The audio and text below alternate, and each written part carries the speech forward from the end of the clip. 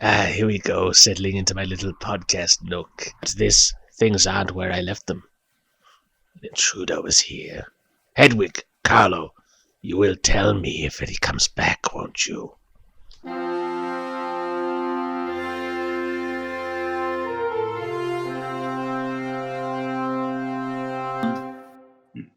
Hello and welcome to Probably Bad Podcast, a podcast which is definitely bad. I'm Pencil.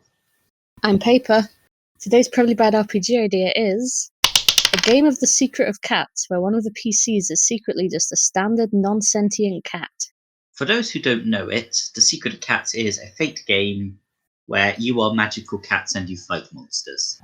It is good, and it's also pay what you want. But this isn't an advertisement, so if you want me to go into more detail, they are going to have to start paying me. But also I have played it and it's fun.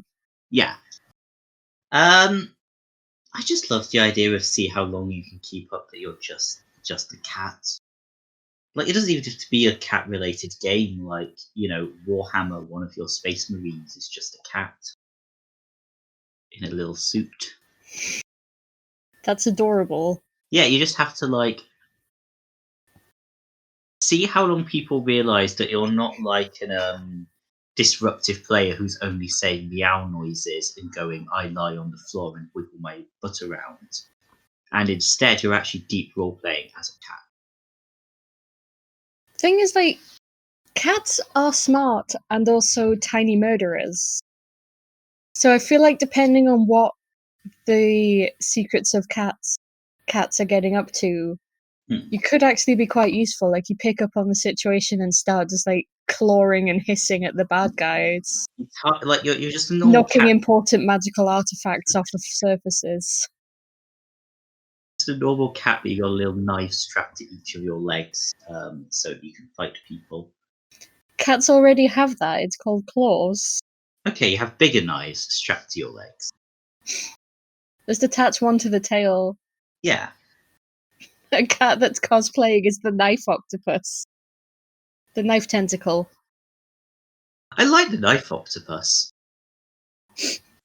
I mean, a knife octopus would be a fun character, but I was thinking of... There's that video of, like, a box with a flailing tentacle sticking out of it, and it's got a knife taped to it. Because humans, I guess. Yeah. So if you tie that to a cat, and then you push the cat off a building, because cats always land foot side down, just spin around forever. But yeah, I just feel more games should have the twist your character's just been a cat this whole time. See, the problem is now I'm thinking about Skyrim and the fact that their cat people can look like cat people or just cats. Yeah. And we're supposed to just accept this. Like, the thing that weirds me out about that is that, as far as I know, there are also actual cats in Skyrim. There are. So, yeah, so you don't know where... in Elder Scrolls, generally. Yeah. So I you should don't call know... it Elder Scrolls, not Skyrim. I've just only played Skyrim and Oblivion. So you don't know whether any given cat, or when you're petting it, is either just a normal cat going, oh, pet, or it's just sitting there in your passion style. Anyway, I hope you enjoyed that Skyrim interlude. I mean, would a particularly dim Khajiit just come across as a regular cat? Yeah. Which I guess is this inverse of this Secret of Cats. And actually, the inverse of this Secret of Cats thing is where most of you are standard non-sentient cats, and one of you play a sentient cat who's trying to persuade the others to stop licking their own balls and go fight monsters. Khajiit has res if you have coin. Please ignore my sister. She's a dumbass. Just knock some skooma on the floor. You could call it herding cats, because that's literally what it's about. I like it. You can... Yeah. Yeah, you need to stop some evil demon from attacking, but you're the only sentient cat. But yeah, you're the only sentient cat. And so you need to train all of the other cats to go fight monsters. See, this is feeling less like an RPG now, though. Like, yeah, everyone else has to roleplay dumbasses, but, like, you know, a lot of people do that anyway, so This one, True. you get all of the players who are really bad at role-playing, and they play the cat. And you have to persuade them to go along with the campaign. What if none of the cats in Secret of Cats are sentient? They're just having a really bad nip trip. Have you ever gotten so high that you achieved sentience and fought monsters? Well, they think they have. They're actually just lying on the floor, drooling and batting at the air. Every so often we... Also, you're really high on catnip is also a good twist to put into any campaign. I mean, I don't know how safe this is, but like I know there are people who have made tea out of catnip and say that it works really well as like an anti-anxiety thing. I'm not saying that it's a good idea. Absolutely not, because I don't know. I'm just saying it's a thing people do. I just want to make it clear I'm not endorsing drinking catnip. There's a lot of things people do, and we don't recommend any of them. Yeah, just don't do things. Yeah. Like, I feel like the twist would have to be to make sure it's not just, and it was all a dream. It's not just you're high on catnip, it's you're a cat high on catnip. Like, oh, yeah. After you defeat the Lich King and, like, bring peace to the land, it's then revealed this entire time has been a normal cat in a normal suburban house that's just been really high on catnip and thought it was a team of 4 adventurers going to stop the Lich. It was only half a dream. There was a real Lich, but everything else was taking place in the suburban... I mean, I meant more you really were a cat, but I like that also. I feel like I'm just not going to finish that sentence, apparently. The cats don't want me to. Too much catnip. But yeah, the cats, like... Yeah, so I would suggest that what you should do is just like, yeah, everything revolves back to cats. And it usually does in an RPG campaign anyway. Mm-hmm.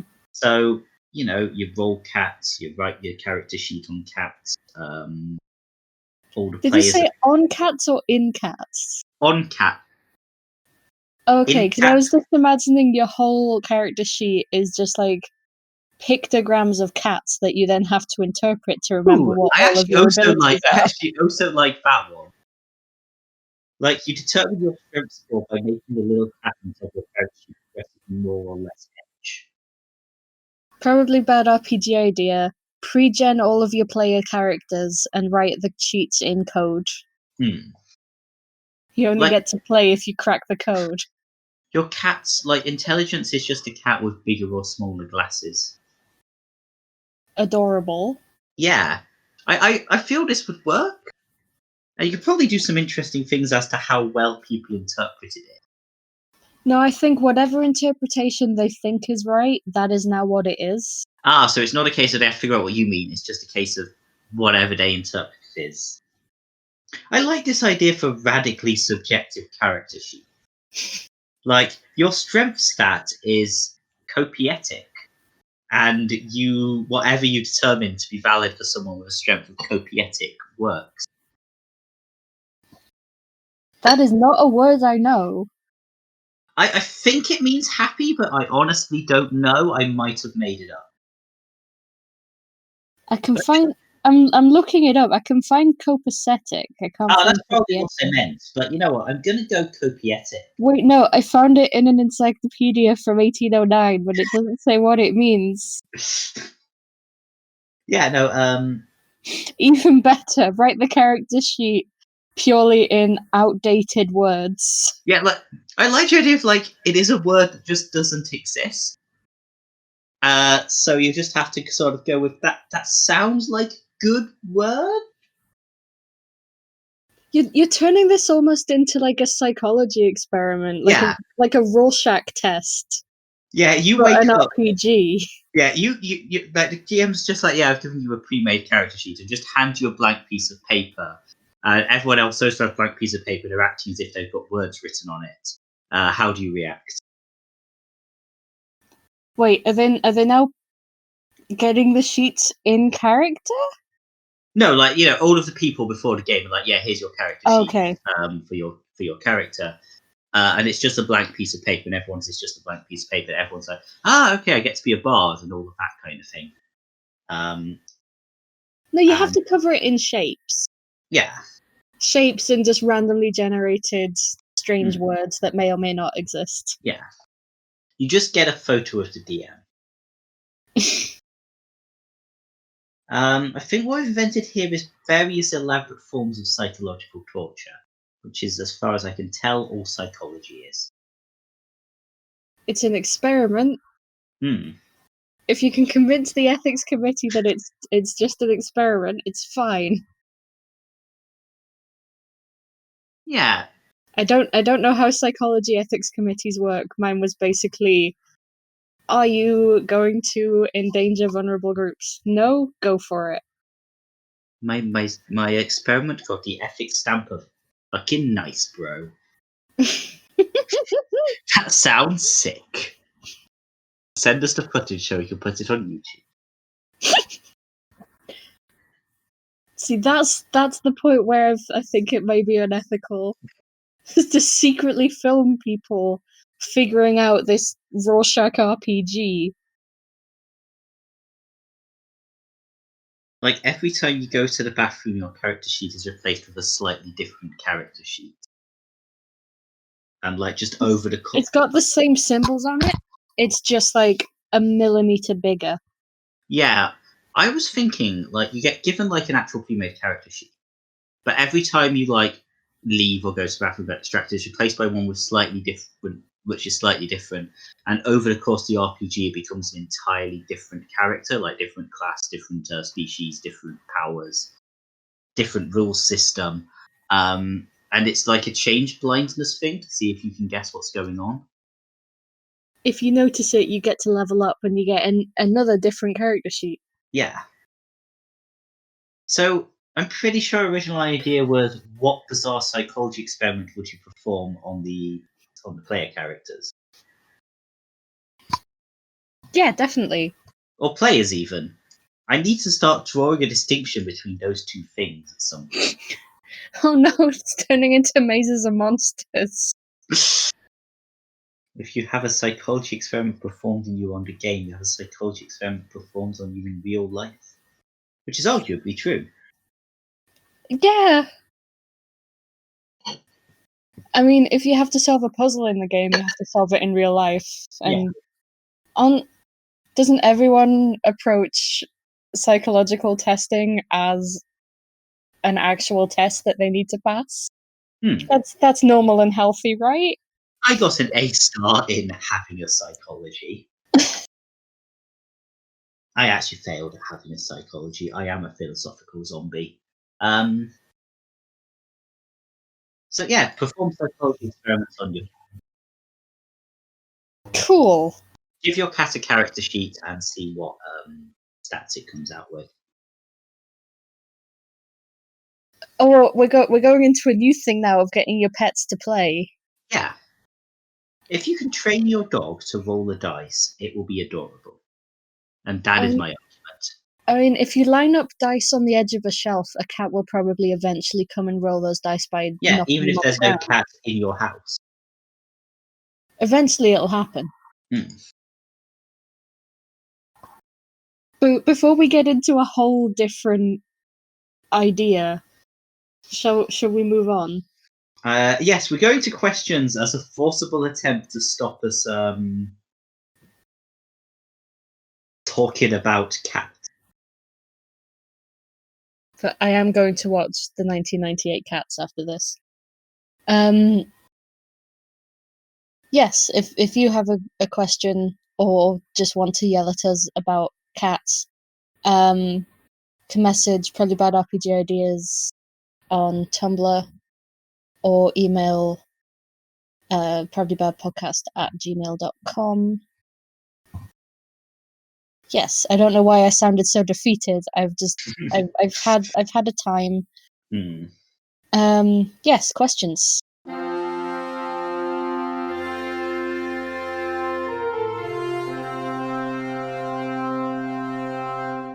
So, this is from Derp Ravener. Any advice for populating lists? I'm working in a custom setting and therefore need to make my own list of equipment and enemies to use as either random encounters and loot, or to have a list I can pick from and modify when need arises. Only cat. 100 things, roll the D100, all of them are cats. Break into a supermarket. The first 100 things you see become a D100 loot table. Ooh, I like that, actually. Like, you just open a chest and in it is a packet of crisps and a phone. From the Crisp and Phone Emporium, which is the only shop near my house. I mean, you could do a department store instead, but you know the first 100 things you see in a department store are all going to be makeup, because it's always right by the door.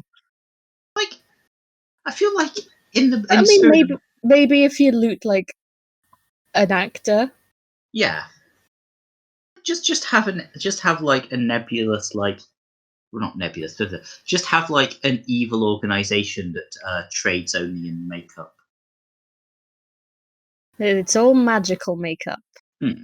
Just like lipstick has become this nation's main currency. Like, you pay someone by just putting lipstick on them. Have you considered filling the list with just random words and shapes and seeing how your players interpret the loot? Yeah, like, just make it like really esoteric. Like, you open a chest and inside you find the sense of validation you've been seeking since you were 12. You find Boba and Kiki. Inside the chest you find, and then you just scream for 3 minutes. Like, yeah. Instead of making actual like lists of treasure, like instead of making actual lists of monsters, say, just make more or less scared faces, and it's like you encounter and then you like look very distressed, and that will get across to them how big a threat this monster is. I mean, that would be a good way of getting around having to name enemies that you make yourself. Yeah. You encounter an oh darn, or you encounter a holy shit, you're all gonna die. You come across a small camp of, oh goodness. Golly gosh. See, that's a low-level enemy, but it's a camp of them, so there's multiple. Yeah. I like this world where monsters are named based on what people yell when they first see them. I mean, it isn't not how language works. Language is an illusion. Like, isn't oh shit more or less dangerous than a dire oh darn? I think it's a regular oh darn, then an oh shit, and then a dire oh darn. Okay. Real answer, look at existing lists and come up with things that you think are roughly equivalent in terms of scale. Yeah, I think with equipment list, like, unless you have something really weird in your setting, you could probably just get away with various kinds of money and useful items. In terms of monster lists, like, I'm not a huge fan of the wandering monster list concept in general, but if you are going to have it, I think it's like, generally, if you have a list of monsters, you just stick them on there. I mean, if you want something that your players aren't going to be expecting, I quite like to look in things like medieval bestiaries or the Book of Imaginary Beings and things like that, and just find stuff that hasn't been adapted into D&D yet. Yeah, or just like, take a load of catnip and just roll whatever you see while you're on a load of catnip.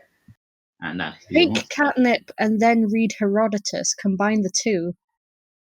Yeah.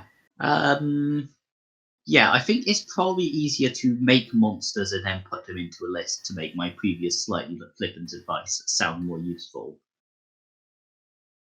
But yeah, or take drugs. This podcast does not recommend taking drugs. Not even once.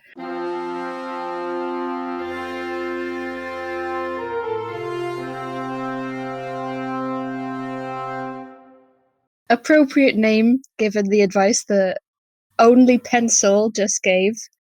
Anarchic Moral Trickster asks, what's your best probably bad idea for a warlock? Be it from an old poster character you've played or seen played, or just something only recorded in your brain. What's your favourite? Like, my favourite is, I can't remember whether it was original or a submission. It's just it's just your patron is just a wizard following around casting spells to make it look like you have magic powers. Like, you don't have Eldritch Blast, there's just an invisible wizard in the trees behind you who shoots fireballs at anyone who points it. That is a good one. I know it's come up on a probably bad post, but I think it's being played quite well in the campaign I'm currently DMing. There's an Archfey Warlock who is trying to get powerful so that they are worthy of having sex with their patron. I think I've been told about this one, because currently the power imbalance is too high. Yeah. But once you're level 20. I mean, once you're level 20, you're basically a god. Yeah. We should probably elaborate a bit more on one or both of our answers. Yeah, problem is I don't think we get a lot of warlock ones. No, I think we get a reasonable number of warlock ones, but I think a lot of, to be honest, personally, I think a lot of them are variants on Bang Your Patron. So there is that.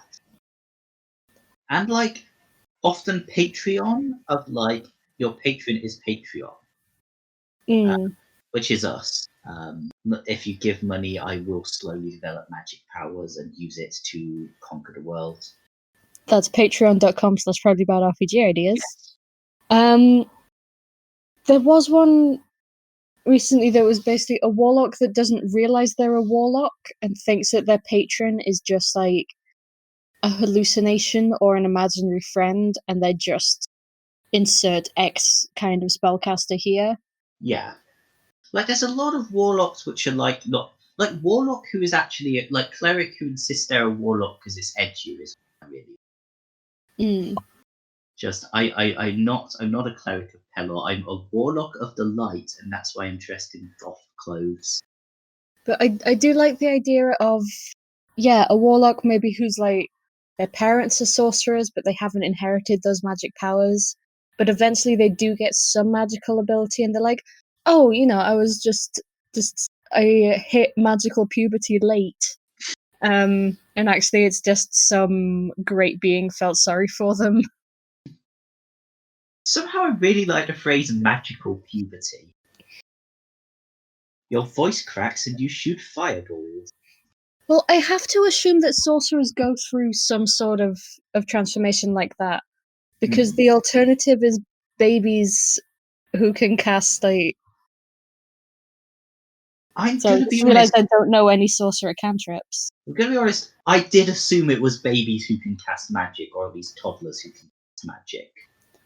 Yeah, but sorcerer cantrips, a baby that can cast firebolt. Yeah, that's why no one likes sorcerers, because when they were toddlers they went around firebolt. Is this why D&D characters don't have parents? Because the sorcerer babies killed everyone. Yeah, so the thing is, you can in the 3.5 edition, paladins were chosen at birth. It was ignored in all of the later rulebooks. But in the original, good, because that's ridiculous. Yes, it is, isn't it? But in the original 3.5 thing, paladins were chosen at birth, and it was only later that they actually made the choice to whether to go with that calling. Which means that you can have baby paladin and baby sorcerer going along on a little baby adventure. But yeah, no, I just assumed that toddlers could cast magic. I think that might have to be a bonus episode at some point. I went through which ones you could theoretically have as a toddler of the character classes. Druids are chosen by nature, so in principle, clerics are chosen by gods, so in principle, I guess you could give a kid a spellbook and see how it did. You could have Warlock if the patron's just a real dick. Yeah, there's no reason that a child couldn't make a deal. Like, it sounds like something an Archfey would do. Yeah. But so no, I just assumed that toddlers could cast Firebolt in the D&D world. I do prefer magical puberty, because, like, you know, when you're going through puberty, you have, like, you know, uncontrollable things happen downstairs, whichever puberty you're going through. And I just like the idea of, like, you know, you get really excited by something and just some thunder comes out of your hands. I like Or the like, idea of oh, there's Jenny, she's really cute. Boom! I don't like the implication that sorcerers come thunderbolt. That's not what I was implying, but if that's what you choose to infer, that's No, I realised that's I between realised you as and I your said god. it, that was not what you meant, but fuck it. Anyway, yes, email in to determine whether or not you prefer babies with fireballs or people with thunderbolt erections. Just make sure to put FAO pencil in the subject line so I don't have to read it. Yeah, so we're being thrown off the Amazon store. So also feel free to send any insults towards Jeff Bezos, and we will read them out after that happens. I mean, to be fair, literally our first episode included calling Jeff Bezos the big bad evil guy of the world. Yes, an opinion we have subsequently rescinded now that Jeff Bezos, not at all an evil person, is a podcast thing we're on.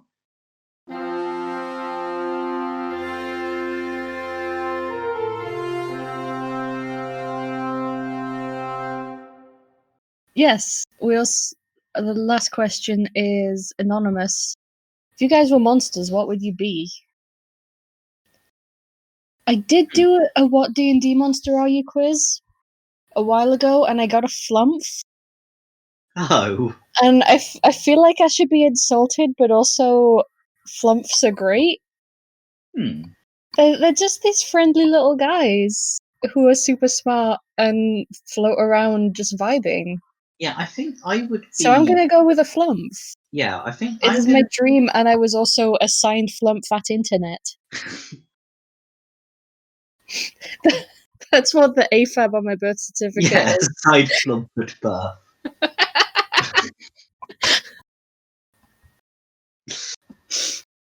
What would I be? I think I'd be one of those weird aberrations from the later monster manuals where they were clearly running out of ideas and it's just two tentacles stuck to a goat or something.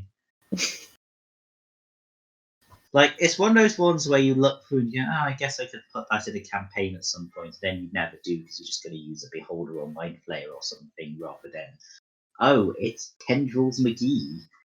I mean, I would include Tendrils McGee, but you are. I made my players fight a Bonacon,